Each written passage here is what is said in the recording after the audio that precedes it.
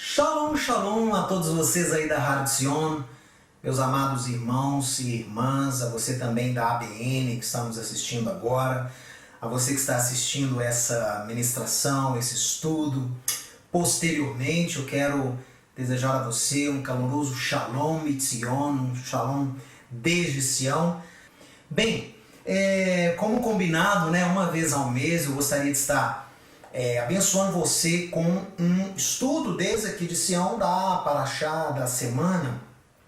E nós estamos verdadeiramente numa Parashá muito importante.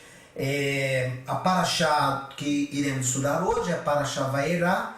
Ela se encontra em Gênesis no capítulo 18, verso 1 até o 22, 24.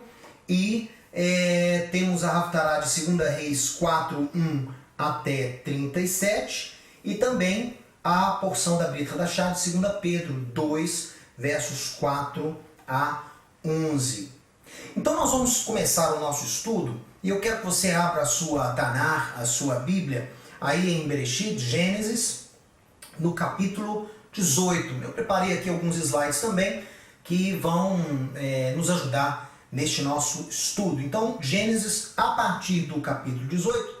Mas eu quero começar chamando a sua atenção sobre o capítulo 17, porque o capítulo 17 é muito importante também, porque nós temos uma visita da parte de Deus para Abraão. Então o Eterno visita também Abraão, Avram, na verdade, Abrão, ele ainda não tinha mudado, o Eterno não tinha mudado o nome do patriarca ainda, mas ao mesmo verbo Vaerá também aparece no capítulo 17, quando o Eterno aparece a Abraão, no versículo 1 do capítulo 17, quando atingiu Abraão a idade de 99 anos, apareceu-lhe Vaerá Adonai e disse: eu sou o Senhor Todo-Poderoso, anda na minha presença e serás perfeito, Então, nesta visita que o Eterno tem a Abraão no capítulo 17, nós temos a circuncisão, a aliança da Brit Milá, que realmente vai oficializar, vai selar esta aliança que o Eterno tem com Abraão e com a sua descendência em Isaac. Então nós temos o evento da Brit Milá, ordenado pelo Eterno, como um símbolo, como um símbolo perpétuo da aliança que Deus estabeleceria com Abraão e sua descendência. No capítulo 17, essa primeira visita do Eterno a Abraão, quer dizer, nesse momento da história, o Eterno já havia falado com Avram anteriormente, e é até engraçado você que está assistindo agora, o fato de Deus estar aqui em Israel agora, a gente tem acesso a muita literatura, acesso a muita coisa na universidade também, então vocês não imaginam a quantidade de midrashim, a quantidade de agadot, de parábolas, de lendas que os rabinos compuseram sobre esta Parashá Vaerá, sobre a Akedah também, que é o quase sacrifício de Isaac. Então tem muita coisa que foi composta, muita coisa que foi escrita, porque há mistérios aqui. A lei oral carrega parte desses mistérios. A lei oral, ela sempre carrega parte daquilo que não foi escrito. Nós temos a Torá a Torá que foi Katvá, que ela está escrita, e a Torá Sheal-Peh, a Torá que está na nossa boca, a Torá oral. Então a Torá oral, ela também tem uma tradição, ela também tem um legado, ela é quase toda compilada na Mishnah, e depois confecciona-se o Talmud, que é o comentário então da Mishnah. A Mishnah sendo de uma forma bem resumida para você entender, a Mishnah é a lei oral que foi então compilada pelos rabinos, especialmente por Yehuda Anissi, e essa Mishnah compilada então um pouco depois, um século depois de Yeshua, ela então é depois comentada, e isso dá origem ao Talmud, mas aí já é 500 anos depois. Bom, acompanhe na tela comigo então algumas considerações ainda sobre o capítulo 17. Veja aí. O capítulo 17 de Bereshit também tem início com a revelação do Eterno a Avram, no verso 1, como eu já li, mas tal revelação difere bastante do encontro que o patriarca estava prestes a experienciar no capítulo 18. Deus retirou-se dele elevando-se, diz o verso 22 do capítulo 17. Então, os rabinos comentam que tipo de diálogo, que tipo de revelação, que tipo de aparecimento vaerá o Eterno teve com Avram, que mudou-lhe o nome para Avraham. Será que foi uma visão? Será que foi um êxtase profético? Será que foi um sonho? Os rabinos falam que por este versículo, o Eterno, no final do diálogo, retirou-se dele. A gente não sabe que tipo de contexto, né, de realidade que foi este encontro no capítulo 17. E isso vai diferenciá-lo do encontro que o Eterno tem com Avraham agora no capítulo 18. No capítulo 18 é um encontro real. Ele realmente conversa com os representantes do Eterno. Na verdade, ele conversa com o Eterno, que é representado 100% por um ser especial, que a gente vai analisar agora. E o Eterno, mais dois mensageiros, encontram-se mesmo com Abraão. Abraão, você conhece a história do capítulo 18 até o final do capítulo 22. Nós temos a revelação do Eterno sobre o nascimento de Isaac, e nós temos também o anúncio do juízo sobre Sodoma e Gomorra. Então, isso é muito importante você entender que a revelação que dá origem a o evento, né, da destruição de Sodoma e Gomorra, e da saída de Ló, né, com as suas filhas, e depois da Akedah, do requerimento para que Abraão pudesse sacrificar Isaac, tudo isso ocorre mediante essa revelação aqui, que Abraão tem contato mesmo, é um contato real, né? Ele vê o Eterno, ele conversa com o Eterno, ele dialoga com o Eterno. Então difere muito do capítulo 17, quando diz que o Eterno retirou-se dele quando acabou a revelação. Do capítulo 18 não, da Parashá Vaerá é diferente, ok? Então acompanhe aí comigo.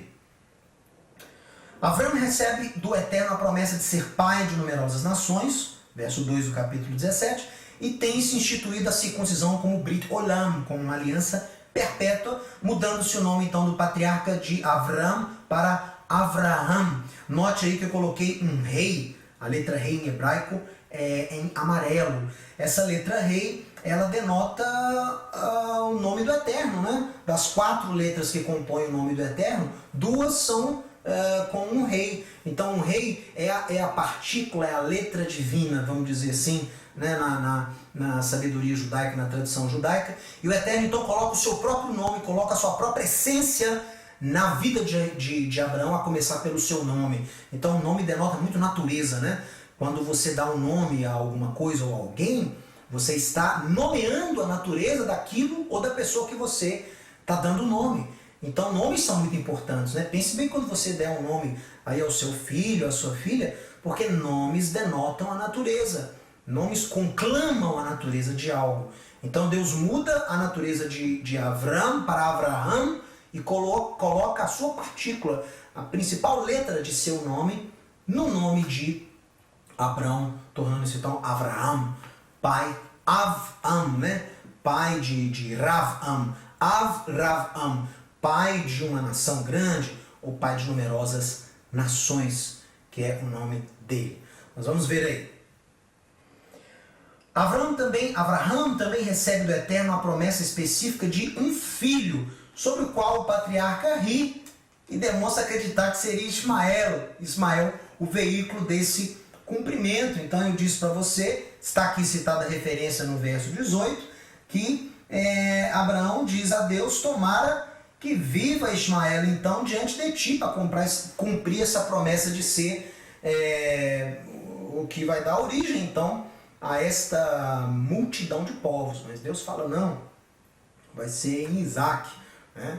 E até pelo fato de Abraão ter rido, né, em hebraico, litzchok, em hebraico, então é Utzahak, ele riu, e isso assemelha-se muito com o nome de Yitzhak. Yitzhak, ele rirá, né? Então é muito interessante essa brincadeira aí com os nomes. E que dá a natureza realmente de Isaac, né? Isaac é dos patriarcas. Ah, Mateus, então quer dizer que a natureza dele é cômica, é comédia? Não.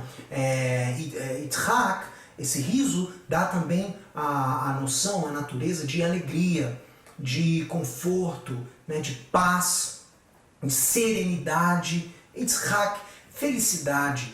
Então, Yitzhak é o patriarca que é mais sereno, é o patriarca que vive mais, né?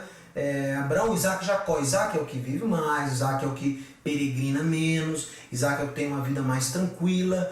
Então, o nome já refletiu completamente na vida que o patriarca teria. Ok? Bom, mas agora vamos entrar então no capítulo 18. Acompanhe aí comigo algumas considerações. Veja aí. O capítulo 18 tem início com um intrigante encontro entre Abraão e o Eterno, que aparece representado 100% através de um mensageiro e é acompanhado por outros 2 homens. Esta revelação do Eterno ao patriarca daria início aos 2 últimos testes que Abraão teria que enfrentar. Se você observar aqui comigo no capítulo 18, diz: Vairá Adonai, apareceu o Eterno a Abraão nos carvalhais de Mamre, quando ele estava sentado à entrada da tenda, no maior calor do dia. Então, como eu disse, os rabinos têm muitas midrashim, muitas histórias sobre o que aconteceu um pouco antes desse evento, o que aconteceu durante esse evento. O importante é que a linguagem do texto do hebraico é bem clara e nota-se aqui um encontro direto de Deus com Abraão, agora que ele já havia sido circuncidado, né? Ele se circuncidou toda a sua casa também, inclusive os seus servos, e ele recebe então essa revelação do Eterno anteriormente e agora recebe uma visita especial. Ele estava sentado provavelmente meio-dia, os rabinos falam que era o 3º dia depois da sua circuncisão, então era o dia que ele estava mais dolorido, impossibilitado até mesmo de levantar direito, e ele avista então esses homens, 3 homens, Shloshá Anashim, ele vê esses homens de pé em frente a ele, verso 2, e corre então da porta da sua tenda ao encontro desses homens e se prostra em terra. Ele prostra com o rosto em terra, porque ele identifica que um daqueles homens era o próprio Adonai. Mateus, você quer dizer que o Eterno, Criador dos céus e da terra, apareceu na forma de homem ali para Abraão? Olha, nós temos aquela regra na Torá, nos profetas, no Novo Testamento, que é a regra da representatividade. O representante é igual ao representado perante as pessoas que ele deve representar o representado. Então, o representante é igual em gênero, número e grau perante aquelas pessoas que ele tem que representar o representado. Então, o Eterno designa um representante. E esse representante aparece a Abraão na posição de Yudei Vavei, de Adonai. Abraão reconhece que aquele representante não era um representante qualquer, não era um anjo qualquer. Era a representação do próprio Eterno. Muitas pessoas falam que foi o próprio Messias que apareceu ali para Abraão. É possível, porque o Messias tem essa qualificação de representar o Eterno 100%. Né? O Messias tem essa função de servir de ponte, de único mediador. Então, perante as pessoas, né, o Eterno dá autoridade ao seu ungido para representá-lo 100%. Então, quando Abraão prostrou-se em terra diante desse mensageiro, desse representante, ele não cometeu idolatria. Porque aquele representante, seja ele Yeshua ou não, ele estava ali na posição de representante 100% do Eterno, estava representando o Eterno 100% perante Abraão. E este culto, essa adoração que Abraão presta àquele ser, como se ele estivesse adorando, reverenciando o próprio Deus que estava ali representado na pessoa deste 3º homem especial, que Abraão o diferencia dos outros 2. E este mesmo homem é o que fica com Abraão quando os 2 vão a Sodoma. É o que fica dialogando com Abraão. E a gente vê que ao mesmo tempo que ele representa 100% o Eterno, ele dialoga como se ele estivesse dialogando com o Eterno. Os rabinos falam aqui que era o anjo Micael, tem outros que falam que era o anjo Rafael, tem uns comentários que dizem, não, esse era um anjo especial, é o que é Senhor, mas não é Senhor. Que anjo é Senhor ou não é Senhor? Os rabinos querem dizer o seguinte, é um anjo que representa Adonai 100%, mas não é Adonai, quer dizer, um representante na qualificação de na autoridade para representar o Eterno 100%. É o anjo Rafael? É o anjo Micael? Né? Miguel? Os rabinos falam que é um anjo dotado de um poder especial que Abraão vê que é o representante do Eterno de uma forma diferenciada dos outros dois. Eu não vou entrar nesses detalhes porque o comentário é muito extenso, mas todo mundo tem que aceitar que é uma representação 100%. Então, quando entra nessa questão, né, dos discípulos de Yeshua, daqueles que creem que Jesus é o Messias de Deus, e surgem pessoas dizendo, não, mas não pode orar a Yeshua, você não pode dirigir palavras de adoração a Yeshua, ao Messias, porque isso é idolatria, está escrito adorar apenas ao Eterno. Então Abraão cometeu idolatria, porque você sabe que não foi o Eterno que apareceu ali em forma de homem. Nenhum corpo, nenhuma forma corpórea, nenhuma matéria pode confinar o Eterno, o Deus Criador dos céus e a terra. Então apareceu ali aquele representante. E Abraão se prostra diante dele, como reconhecendo que era um representante na autoridade de Deus. E Abraão cometeu idolatria? Ele foi exortado aqui por estar cometendo idolatria? O Eterno representado neste ser que estava ali diante dele, mandou ele levantar e disse, não me adore, eu não sou o Eterno? Não, pelo contrário. A adoração foi recebida como se tivesse sido o próprio Eterno ali 100%. Porque o representante tem esse poder. O representante recebe de Deus o poder pleno para representá-lo. Então a forma como você trata o representante é a forma como você está tratando, na verdade, a quem ele representa. A forma como você honra o enviado é, na verdade, a forma como você está honrando aquele que o enviou. Yeshua expressa esse princípio várias vezes quando esteve aqui em Israel. Ele falava, né? Se vocês não estão aceitando as minhas obras, vocês não estão aceitando a obra do meu Pai. Se vocês não estão aceitando as minhas palavras, vocês não estão aceitando ao Pai, porque eu digo as palavras que Ele me deu para dizer. Eu ensino aquilo que Ele me deu para ensinar. Eu faço aquilo que Ele me deu para fazer. Então a forma como vocês reagem a mim, na verdade não é a mim que vocês estão reagindo, é aquele que me enviou. Yeshua tem, então, essa autoridade do Eterno para representá-lo 100%, e é por isso que ele é chamado Adonai Tzidkenu, é por isso que ele é chamado por Isaías Pai da Eternidade, Deus Forte, Príncipe da Paz, El Gibor, né? É por isso que ele é chamado aquele que representa o Eterno na sua totalidade, mas toda essa representatividade está baseada na autoridade e na sua submissão ao Eterno de Israel. Na sua obediência, na sua fé, como a gente vai ver daqui a pouco. Bem, então vamos continuar. Abraão, então, eu quis fazer esse comentário, porque eu acho muito importante as pessoas que começam a estudar sobre judaísmo, né? Começam a ler muito na internet, no Google, adquire muita informação e começa a legislar, né? Não, agora não pode orar a Yeshua, não pode fazer isso, não pode fazer aquilo, né? Não tem nada mais judaico do que você adorar o Messias.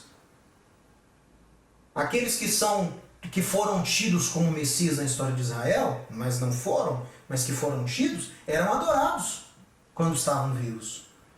Perguntem os discípulos remanescentes hoje do Shabbatai Tzvi,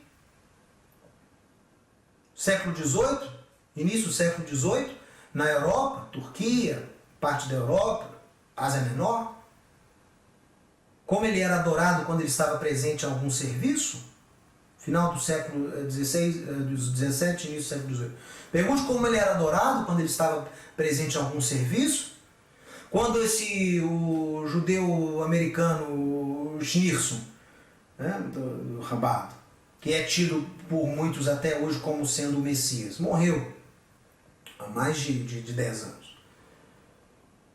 Ele morreu e ainda tem-se que ele é o Messias. Você vê cartazes aqui em Israel, escritos, né, Yehi Melech HaMashiach, né? Que é um livro escrito, né? Longa vida ao rei Messias. Então ele é tido como Messias, ele é anunciado aqui em Israel como Messias, mas está morto. Os restos deles estão lá em Nova York, nos Estados Unidos. E quando ele estava vivo, em Nova York, quando ele visitava alguma sinagoga, ele era aclamado, ele recebia louvores, ele recebia honra. Não o Schneerson, né? Alguém acusou os discípulos do Schneerson de serem idólatras? De não serem monoteístas, porque estavam prostrando-se e orando e adorando aquele homem? Não. Ninguém os acusou de idolatria, nem os acusa até hoje, porque ele tem muitos discípulos até os dias de hoje. Por quê? Porque o Mashiach é a representação do Eterno. Se ele é a representação do Eterno, não há idolatria. Se há hierarquia, não há idolatria. É isso que as pessoas não entendem. O Mashiach é a representação plena do Eterno. Nele habita corporalmente a plenitude da divindade. Então nós temos que ter esse princípio bem claro, que é um princípio da Torá. Isso não é invenção de cristianismo, de gentios. Isso é princípio da Torá. Isso é princípio dos profetas, isso é um princípio de Deus, o Eterno de Israel. Bom, e aí nós temos então essa visita do Eterno com mais esses dois mensageiros a Abraão. Abraão manda preparar lá, Sara preparar para ele, olha, verso 8, coalhada, leite, novilho.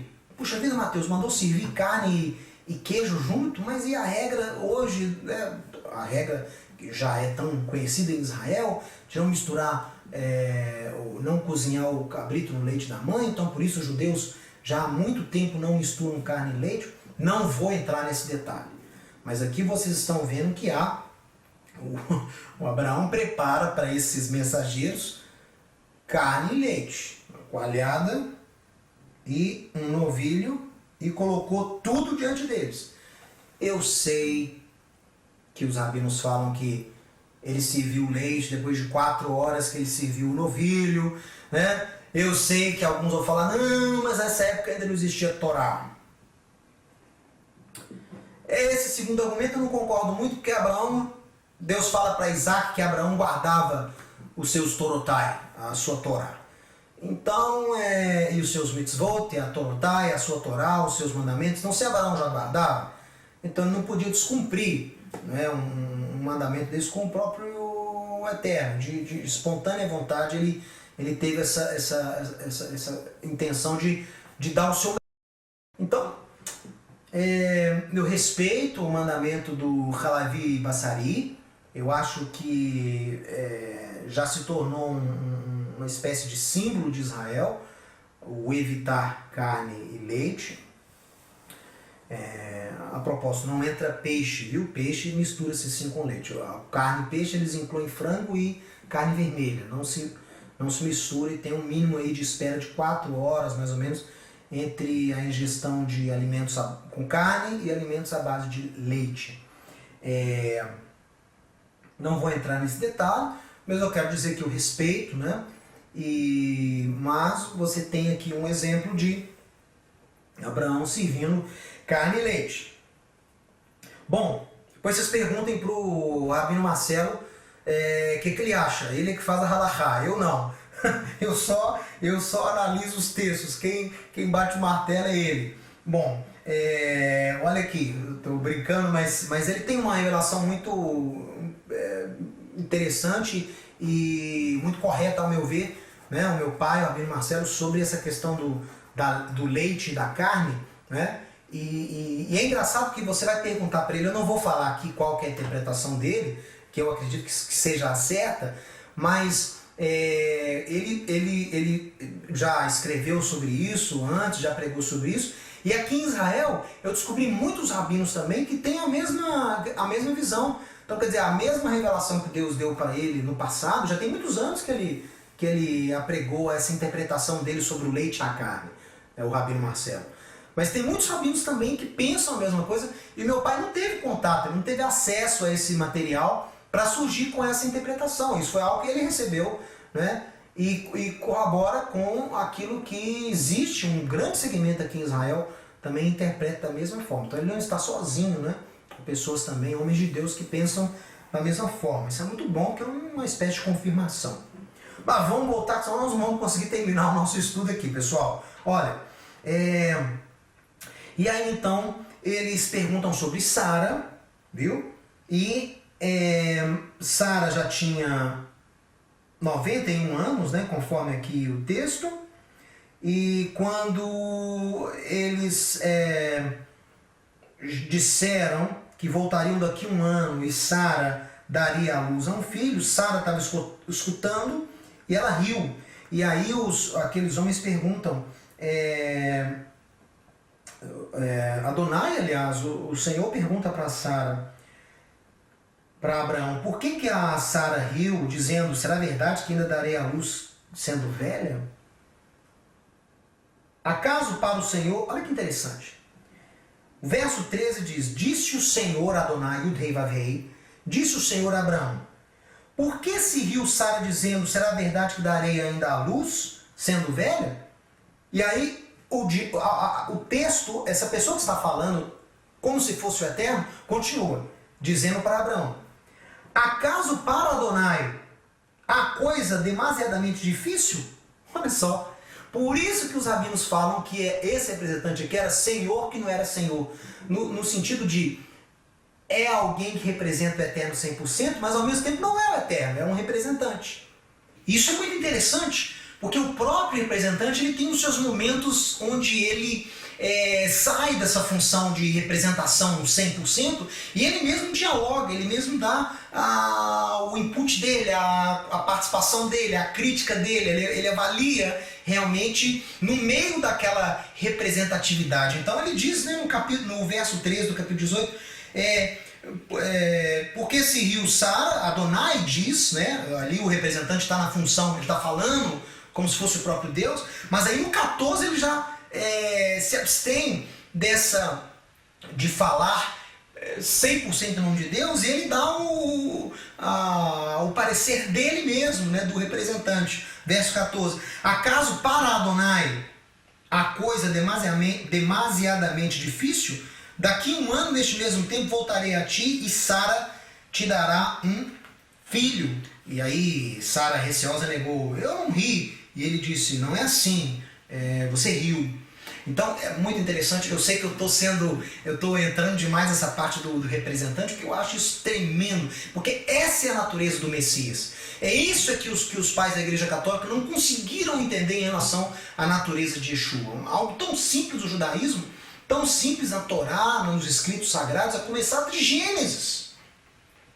E eles não conseguiram entender. Né? Ele é Deus, ele não é Deus, ele é o Pai, ele não é o Pai, são três, são um, são dois, são quatro, e não dá, assim não dá, né? Só trouxe confusão, guerra e morte para a história do cristianismo. Tem que voltar para casa, tem que voltar a ler a Bíblia com os olhos, sem essas interferências, esses ruídos, essas interferências aí que atrapalham a nossa compreensão. Bom, e aí nós temos então o anúncio da destruição de Sodoma e Gomorra, mas com um propósito muito interessante. Acompanhe aí na tela comigo. Esta revelação do Eterno ao patriarca daria início aos dois últimos testes que Abraão teria que enfrentar. Então, este seria o penúltimo teste. Olha aí o verso 17. Esconderia de Abraão o que estou prestes a fazer? E aí ele mostra então, né, vamos ler esse versículo aqui.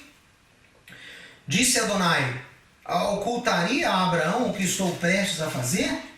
Visto que Abraão certamente virá a ser o pai de uma poderosa nação, de grande e poderosa nação, e nele serão benditas todas as famílias da terra, porque eu o escolhi para que ordene a seus filhos e a sua casa depois dele, a fim de guardarem o caminho do Senhor e praticarem a justiça e o juízo, para que o Eterno faça vir sobre Abraão o que tem falado a seu respeito. Disse mais o Eterno, com efeito, o clamor de Sodoma e Gomorra tem se multiplicado e o seu pecado tem se agravado muito. Descerei e verei se de fato o que tem se o que tem praticado corresponde a esse clamor que é vindo até mim, e se assim não é, sabê-lo-ei. É claro que o Eterno sabia o que estava acontecendo em Sodoma e Gomorra, mas isso aqui foi o quê? Foi o penúltimo teste que Deus estava impondo sobre Abraão. Ele compartilha da intenção de juízo sobre a cidade, para ver o que Abraão, como ele se comportaria. Né? Quer dizer, esconderíamos de Abraão, né? Eles falando, no caso Adonai que falou, esconderia Adonai de Abraão o que ele estava prestes a fazer, sendo que Abraão é o homem escolhido para cumprir a missão de Deus de abençoar as nações da terra. Se ele realmente é apto para ser o pai de uma nação que vai ser bênção para as famílias da terra, ele tem que se portar como tal frente à ciência, frente à minha intenção de destruir a cidade. Por quê? Porque Abraão, ele tem que manifestar, ele como patriarca dessa nação que representaria todas as outras nações da terra, diante do Eterno, ele teria que ter já esse coração voltado, esse coração intercessório, esse coração voltado para ajudar, para remir, para trazer justiça, para alcançar o pecador. Olha isso, pessoal. Isso aqui já é um prelúdio da intenção de Deus. Por isso que o Abraão tipifica Yeshua, Yitzhak tipifica Yeshua, Yaakov, José. Por que os patriarcas tipificam o Messias? Porque todos eles expressaram parte da natureza do Messias. Então Deus compartilha isso com Abraão. É claro que Deus sabia o que estava acontecendo em Sodoma, mas é para fazer parte desse teste para o patriarca. O que ele vai fazer? Ele sabe que ele é escolhido para dar origem a uma nação que vai abençoar as famílias da terra, porque já tinha ocorrido aqui o Gênesis capítulo 12. Ele já tinha saído lá da sua parentela. Ele vai fazer o quê? Ele vai ficar calado? Ele vai dizer, né, como muitos justos dizem hoje, ah, que bom, Eterno, puna mesmo esses pecadores, né? A maldade deles está chegando, não é só até o Senhor, está chegando a mim, está me incomodando já. É muita impiedade, é muita iniquidade, é muita maldade. Fuzila todo mundo mesmo, né? Queima todo mundo mesmo porque não merecem viver, são pecadores, fizeram por merecer, estão debaixo do juízo de Deus, estão debaixo de maldição, fizeram sua escolha. Esta é uma atitude errada. E Abraão passa nesse teste exatamente porque é o evento que você conhece. Eu não vou entrar aqui porque não vai dar tempo, mas qual que é a reação do patriarca? E por isso ele passa no teste? Espera aí. Mas o Senhor vai destruir, o Senhor vai destruir toda a cidade? E se ali tiverem 50 justos? O Senhor vai destruir o justo junto com o ímpio? Não. O Senhor não é assim. Rasve a lila, o Senhor tem essa reputação. E Abraão, isso que eu quero que vocês entendam. Abraão arrisca a sua vida, que ele estava dialogando com o Eterno. Ele arrisca a sua vida em prol da população de Sodoma. Não é só em prol dos justos não, pessoal. Porque o ímpio que está lá, se Deus poupasse a cidade, ele poderia ser alcançado através desses justos. Não só porque o sobrinho dele estava lá, né, o Ló, mas ele também pensa no ímpio que está lá, que precisa ouvir a mensagem de Deus, que tem que ter a oportunidade de se arrepender. Mas para se arrepender, tem que ouvir. E Abraão tinha essa missão de levar o conhecimento de Deus, do Deus único, para toda a terra. Oxalá eu tivesse tempo para contar para você todas as histórias que a lei oral atribui a Abraão, ainda em Ur da Caldeia. A lei oral define por que Abraão foi para Harã com Tera. Por que Tera foi expulso com sua família e foram até a Mesopotâmia para Harã? O que aconteceu lá em Ur? Oh, isso é tremendo. Talvez numa próxima ocasião eu conto para vocês o que aconteceu. Por que Abraão teve que ir para Ur? Por que Tera ficou lá? Por que o irmão de Abraão, Harã, morreu ainda sem chegar em Canaã? Por que ele morreu antes de Tera? É muito interessante. Mas numa outra ocasião a gente compartilha sobre isso. Olha, e aí então Abraão arrisca a sua vida dialogando com o Eterno Você conhece o texto, eu não vou aqui me delongar nele, mas Abraão fala, né, pro Eterno, olha só, Abraão permanece na presença do Eterno, os outros dois mensageiros descem, você conhece a história, e aí, aproximando-se a ele, disse: destruirá o justo com o ímpio? Se houver porventura 50 justos na cidade, destruiria ainda assim, e não pouparás o lugar por amor dos 50 justos que nela se encontram? Ou seja, é Deus poupando o lugar, é Deus poupando o ímpio por ação dos justos. Ou seja, Abraão está visualizando a presença desses 50 justos pode trazer remissão para o lugar. A presença desses 50 justos poderia justificar Deus não aniquilar aquele local, porque potencialmente poderiam se arrepender. Esse é o tipo de amor ao próximo que nós temos que ter. Que Yeshua nos ensina, que Abraão já está dando testemunho dele aqui. Não é, a gente se gabar, não. Eu sou justo e deixe que o ímpio, se esculhache para lá. Não, ele é a minha responsabilidade. Ele é a minha responsabilidade. Os que vão perecer em Sodoma são minha responsabilidade, porque eu darei origem, eu sou o patriarca de uma nação que vai abençoar as famílias da terra. Então, os que se perecem são minha responsabilidade, eu tenho que ter oportunidade de falar a eles. Acho que isso é que motiva Abraão a arriscar sua vida dialogando com o Eterno. E você conhece a história, ele vai descendo um número, até chegar a 10. E o Eterno promete, se tiver 10 justos na cidade, eu não vou destruir, eu vou poupar a cidade por amor aos 10. Aí a gente tem uma origem possível do minyan em hebraico, que são os 10, o quórum para se ter uma oração válida, um serviço válido, são 10. Exatamente por isso. A presença de 10 justos pouparia.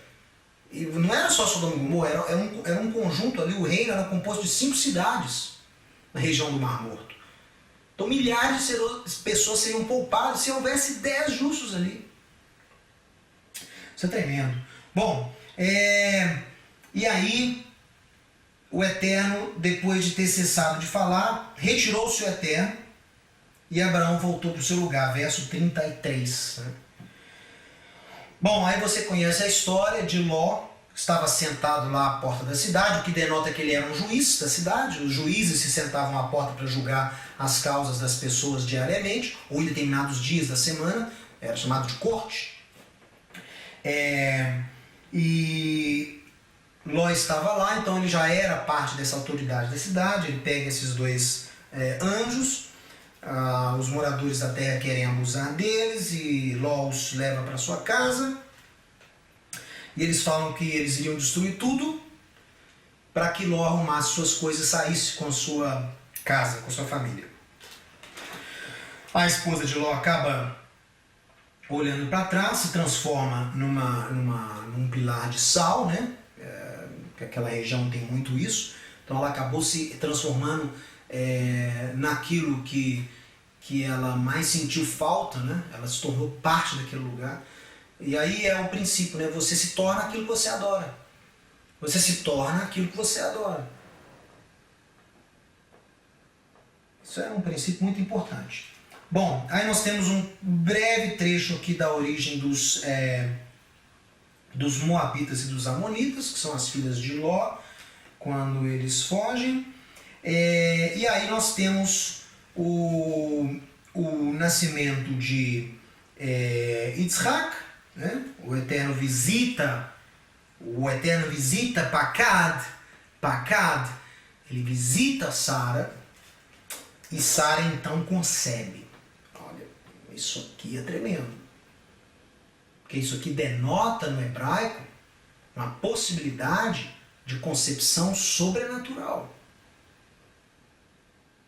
Então, assim como houve com Yeshua, muitos rabinos, muitos judeus falam que absurdo vocês acreditarem nisso, que Miriam, Maria, teria sido concebida, visitada por Deus. Que absurdo isso! Isso é invenção de Roma. Bereshit, capítulo 21. O Eterno visita Sara e ela concebe. Não vou entrar aqui em detalhes, mas é só para você pensar aí depois com calma.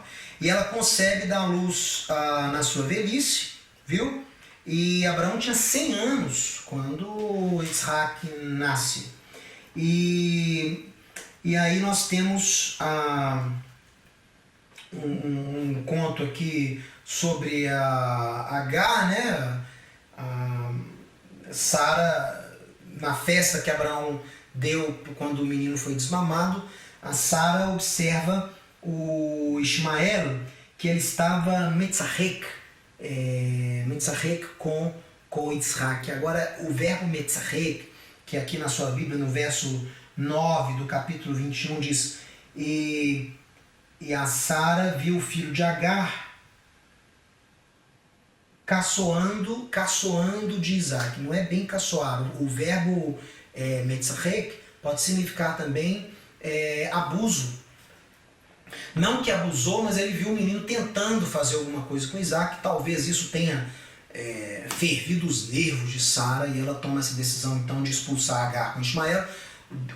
Abraão não quer, mas Deus confirma a ordem porque ele iria abençoar, iria preservar a vida de Ismael, mas não poderia ser perto de Isaac. Isaac teria que ser preservado.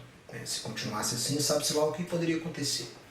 Bom, e aí então nós chegamos no capítulo 22, que é a Akedah, e eu quero finalizar com isso, mas eu quero que você acompanhe alguns tópicos aqui com relação ao que nós já falamos até agora. Veja aí na tela. Abraão se torna então um grande modelo de fé e obediência. Ele personifica o ensino de Yeshua em Mateus 5, 1,16, alcançando o status de patriarca, não só de seus descendentes em Isaac, mas também de todos aqueles que servem ao Deus vivo. Isso é muito importante. Por quê? Porque o exemplo que Abraão dá, como eu disse para você anteriormente, ele tipifica Abraão, Isaac, Jacó, são exemplos de fé, são exemplos de obediência, e eles tipificam o caráter do Messias também. Quando eu disse aqui que ele se tornou exemplo de fé e de obediência, ele está refletindo aquilo que Yeshua ensina lá na Galileia sobre quem é feliz. Quem é feliz no reino de Deus? Neushá, né? Quem é feliz? Quem tem osher? Quem tem felicidade na vida? Yeshua ensina, olha, é aquele que é humilde de espírito, e desses humildes de espírito é o reino de Deus, as coisas de Deus são para esses. Bem-aventurados os que choram, que serão consolados, os mansos, porque herdarão a terra. Todas essas características nós vemos nos patriarcas, principalmente nessa atitude de Abraão de interceder, arriscar sua vida pelos moradores daquele reino de Sodoma e Gomorra. Os que têm fome e sede de tzedek, de justiça, olha aí. Abraão tinha sede de justiça. Sede de justiça não é, vai lá, eterno, e executa mesmo o juízo sobre Sodoma. Não, é sede de justiça, de retidão. Ele tinha sede, desejo de ver aqueles moradores de Sodoma rendendo-se a Deus único, o Criador dos céus e da terra. Esta é a sede de justiça. Não é sede para ver Deus descendo a lenha, Deus matando as pessoas, Deus executando juízo, igual muitas pessoas têm. Desculpa que eu vou parar um pouco, mas eu vou falar uma coisa para você. A gente está vendo o que está acontecendo aí, ISIS, Estado Islâmico, né, o conflito que houve aqui em Israel nos últimos 2 meses, de palestinos esfaqueando judeus. Eu sei que a mídia não mostrou nada, mas todo dia tinha 2, 3 aqui, judeus que eram esfaqueados na rua por palestinos, jovens, moradores aqui de Israel, árabes israelenses. E aí a gente, às vezes, eu não posto coisas assim, porque eu acho que não vale a pena participar desse sensacionalismo, mas eu sempre escrevia e falava que as coisas aqui não eram como a mídia estava mostrando, mas sem sensacionalismo, porque a gente tem que ter uma intenção aqui de continuar a vida, de não deixar eles transformarem esses atos em atos de terrorismo. Porque o que eles querem é implantar o terror, é implantar o medo. E nós aqui temos que dizer não. Nós vamos continuar saindo às ruas, vamos continuar levando nossos filhos na escola, vamos continuar a nossa vida. Eles não vão mudar o nosso estilo de vida, porque é isso que eles querem. Então essa atitude que me faz não ficar assim dando muita importância, mas convocando as pessoas para estarem orando, né, para estarem apoiando os judeus, enfim, não vou entrar aqui. Mas o que eu quero dizer é o seguinte, a gente ouvia pessoas postando sobre isso. sobre esses ataques, sobre o Estado Islâmico, né? Sobre o ataque da Rússia lá agora na Síria. E aí muitas pessoas elas comentam, né, nos posts, e eu fico vendo uma tendência das pessoas de comentar da seguinte forma: isso tem que acontecer mesmo. É o juízo de Deus, está tudo premeditado, tudo já está previsto pelos profetas de Israel, vai acontecer isso, vai aumentar a violência, né? Israel vai aprender a depender só de Deus, então tem que morrer mesmo, vai morrer muita gente, tem que morrer, porque está profetizado que tem que morrer, é só ler Apocalipse. Se você fosse Abraão e respondesse dessa forma, você não passaria no teste de Deus. Porque essa não é a atitude do servo de Deus. Esse não é o que tem fome e sede de justiça. O que tem fome e sede de justiça é o que fala: Eterno, não pese a tua mão. Não pese a tua mão sobre o povo palestino. Não pese a tua mão sobre o ISIS. Porque eles precisam ouvir a palavra. Eles precisam ouvir que há um Deus criador dos céus e da terra. Que o Deus criador dos céus e da terra é um Deus misericordioso. É um Deus que os ama. É um Deus que enviou o seu próprio Messias, assim como Isaac, para morrer pelos pecados dele. Há salvação. Há possibilidade de salvação para essas pessoas. Não pese a tua mão, Senhor. Pode ter gente lá que está buscando. Pode ter gente lá que quer sair e não consegue. Não pese a tua mão em todos, Senhor. Abrevia a tua ira, contenha a tua ira, dá a nós a oportunidade de irmos, de intervirmos. Eu digo isso para vocês, eu já falei isso várias vezes, eu não oro porque os eventos do Apocalipse se cumpram, né, como muitos fazem. Que Yeshua volte logo. Senhor, volta logo, porque está muito difícil para mim. Muito difícil, você não viu nada. Porque essa atitude de ficar, deixa as coisas acontecerem lá, e eu estou aqui na minha santidade plena, louvando a Deus, deixa o ímpio morrer lá. Se você continuar assim, se você não fizer nada, se você não começar a pôr o joelho no chão e interceder a Deus para que exerça a sua misericórdia para com essas pessoas e que te use para que você possa causar alguma mudança, esse mal acaba chegando sobre nós. Meu amigo, esse pessoal está vindo para cá. Esse pessoal está indo para aí. Aqui eles já estão bem perto. Estão indo para aí. Eu vivo no Brasil, na América do Sul, estou isento à influência islâmica radical. Você que pensa. Enquanto você fica aí, né, que tudo se cumpra conforme a profecia e não faz nada, eles estão invadindo culturalmente, ideologicamente. Vai ver as periferias de São Paulo, onde o maior crescimento do islamismo no Brasil são nas periferias de São Paulo. Você não sabe, eu assisto aqui em Israel notícias sobre isso. Estão livremente apregoando islamismo, favelado, convertendo ao islamismo aos montes. Desculpa essa expressão, que eu sei que não é politicamente correto hoje em dia, mas eu vou falar. Esses moradores dessas periferias oferecem a eles recursos, oferecem a eles possibilidade de estudo, né? Constroem centros de educação profissional, treinamento profissional, recreação, atividade extracurricular, fazem tudo para a comunidade, dão alimento, dão estudo e dão uma mesquita. O sujeito, pela primeira vez, ele se sente parte de algo que tem no mundo inteiro, parte de algo que está peitando o mundo ocidental, que está degolando lá a torta direita e ninguém está fazendo nada. Eles se sentem parte disso. E é uma honra. Pela primeira vez o sujeito que é marginalizado, desprezado pela sociedade, porque é pobre, porque mora na periferia, porque não tem condição de vida, ele pela primeira vez tem o potencial de fazer parte de algo grande que tem no mundo inteiro. E aí o islamismo entra com essa ideologia e o que está acontecendo agora. Aí você fica vendo o que está acontecendo aqui no Oriente Médio e fica, Senhor, apressa os teus dias, venha mesmo, cumpra mesmo, deixa que sejam degolados mesmos. E esse tipo de atitude, sem você entender, primeiro tem que entender o que está acontecendo lá. Mas quem tem essa mentalidade, não quer entender o que está acontecendo lá. Para que entender? Tem que acontecer mesmo. Então, não entende, não pode orar, nem agir contra. Aí eles têm livre acesso. Então vamos parar com isso, vamos aprender com Abraão. Se Abraão é exemplo de fé, por que você não aprende com ele? Se Abraão é o seu pai mediante a fé, por que você não aprende com ele? Pare de ficar com essa ideologia. Deixe que quebre o pau lá e eu vou ficar aqui na minha santidade. Isso é falso. Você tem que tomar posição. Você tem que conhecer. O povo perece porque não conhece. Não é só a Deus, não. Ele não conhece o mundo onde vive.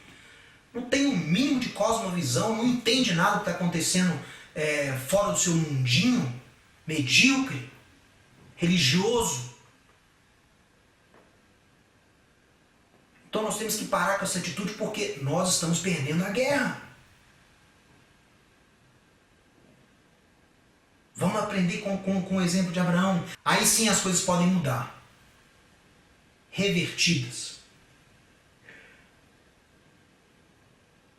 Você só pode reverter uma situação se você compreende como ela acontece. Bom, desculpa, eu saí aqui um pouco do assunto, mas acho que é importante você saber dessas coisas. Bom, então vamos aprender com esse exemplo de Abraão. Sede de justiça, hein? Sede de justiça. Veja aí comigo. Antes de estar disposto a abrir mão da vida de seu único filho, Abraão esteve disposto a abrir mão da sua vida pelos transgressores de Sodoma e Gomorra. Isso é fantástico. Bom, e aí finalmente nós entramos no evento da Akedah, e eu quero que você leia comigo o verso 2 do capítulo 22, vamos postar ele aqui em hebraico, para você ver que interessante o texto, veja aí. Akedah, lembrando, significa o quase sacrifício de Isaac, é o nome que nós damos em hebraico, e o texto diz, Karna, e eu coloquei esse na em amarelo, et bincha, et Yehidcha, Asher Ahavta et Yitzhak. Asher Ahavta et Yitzhak. Então a tradução seria, por favor, toma teu filho, teu único filho, a quem amas, a Isaac. Os rabinos têm algo muito interessante aqui, e eles dizem que Abraão... Deus teve que especificar bem para ele poder saber que era Isaac. Então Abraão fala com ele, toma teu filho. Aí ele responde para o Eterno. Isso é comentário da lei oral. Toma teu filho, Abraão. Mas que filho? Eu tenho 2. Toma teu único filho, Abraão. Não, mas cada um é único, cada um é de uma mãe. São únicos nesse sentido. Toma teu filho a quem tu amas, Abraão.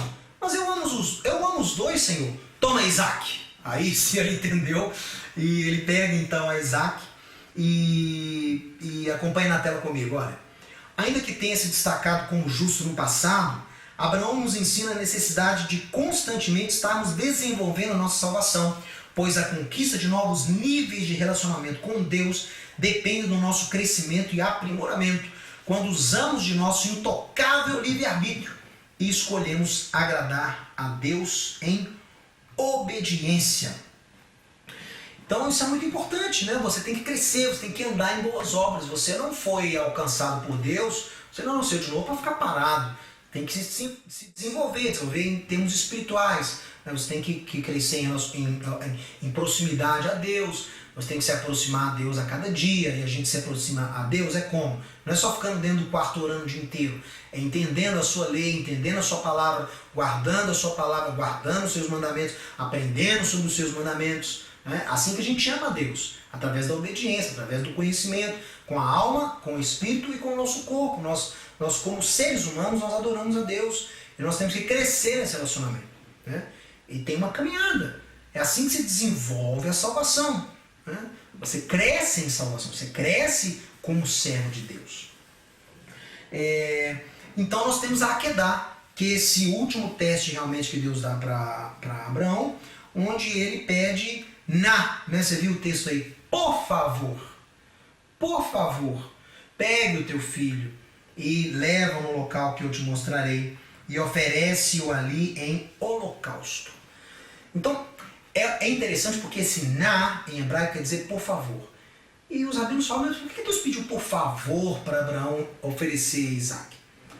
É como se Deus estivesse falando, por favor, passe nesse último teste, que é o que falta para que você seja exemplo e patriarca dessa nação que vai mudar o mundo. Por favor. por favor, passa nesse teste. A vinda do Messias depende da sua aprovação nesse teste. Por favor, Abraão.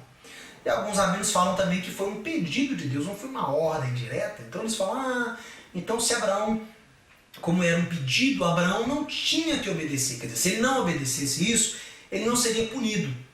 Não passaria no teste, mas também não seria punido. E isso até aumenta a honra de Abraão, porque mesmo não tendo sido uma ordem direta de Deus, ele quer obedecer a Deus, né? Ele quer cumprir, ele quer agradar a Deus, e ele faz aquele pedido como se fosse uma ordem. Seu pedido é uma ordem, é o que acontece aqui com Abraão. Então você conhece a história, a gente não vai entrar aqui porque temos que terminar já, mas é muito interessante ver como que Abraão vai até o último instante, e o seu exemplo de fé no verso 5, que ele fala com os dois servos, né, quando eles avistam o Monte Moriá, ele sai com dois servos e com Isaac, para oferecer Isaac. Aí quando ele vê o Monte Moriá, ele fala com os dois servos, olha, eu vou com o menino, vou adorar e volto para junto de vocês. A fé que ele tinha, que mesmo indo até o final com esse pedido de Deus, Deus iria ressuscitar de alguma forma Isaac. E alguns rabinos até falam que Isaac ressuscitou de uma certa forma. Eu não vou entrar nesses detalhes aqui, mas enfim, a fé de Abraão em falar para os servos, né? Os amigos até falam que era Ismael e Eliezer que foram com eles, mas enfim, nós vamos voltar. Eu vou adorar ali com o menino e eu volto. E Isaac sabia, ele começou a sentir que ele seria esse holocausto. Porque ele pergunta para o pai, pai, eu estou vendo aqui o fogo, a lenha, mas cadê o cordeiro para o holocausto? E aí Abraão dá a notícia para ele, meu filho, você não percebeu até agora? Adonai Irê. Então Abraão fala assim, você será o holocausto, seu tolo. Não, meu filho, Adonai Irê, Deus proverá para si o holocausto. Seja você, e depois das cinzas você vai ressuscitar, porque ele teria que ser degolado, esquartejado e queimado. E das cinzas Deus o ressuscitaria, ou Deus proveria um outro no seu lugar, Isaac. Mas Deus proverá. Adonai Irê, e que no original é Deus verá. Deus vai cuidar disso. Não se preocupe. E mostra aqui também a fé de Isaac, né, pessoal? Os rabinos falam que ele já tinha 37 anos aqui. Um homem de 37 anos, praticamente a minha idade, né? Meu pai, por mais forte que ele seja, mas se ele um dia saísse comigo e no meio do caminho, só nós dois, me dissesse, eu estou te levando aqui porque eu vou te degolar, esquartejar e te queimar. Eu acho que eu não ia permitir isso não, né? Eu acho que eu ia conseguir sair correndo. Não é isso? E então mostra aqui também a fé de Isaac. Quer dizer, Isaac entendeu que foi um pedido de Deus. Isaac entendeu que foi uma ordenança de Deus. Supra-racional, não tem como você compreender isso. Não tem como compreender. E nesses pedidos é que você realmente enxerga o coração do homem. Foi além da compreensão de Abraão. Você acha que Abraão entendeu por que ele estava fazendo aquilo? E sem compreender, o maior intuito de Abraão era o quê? Era cumprir o desejo de Deus, não é ordem, cumprir o desejo. Cumprir ordem, todo mundo cumpre, principalmente quando você é obrigado. Agora, cumprir o desejo de alguém é diferente. Aí tem que amar. Aí tem que se importar. E é isso que acontece com Abraão. Ele estava disposto a ir até o final com aquele desejo de Deus, mesmo que isso significasse o quê? A destruição de tudo aquilo que ele acreditava, de tudo aquilo que ele esperava, de tudo aquilo que ele colocou a sua esperança, em toda a promessa que Deus deu para ele, no seu chamado, no seu ministério, vamos colocar aqui nos termos modernos, ele iria até o fim, mesmo que significasse a destruição do seu ministério.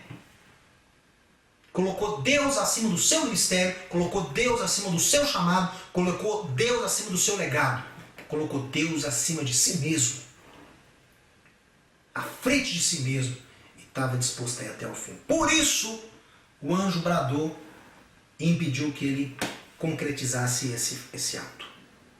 E Deus realmente provê lá um cordeiro,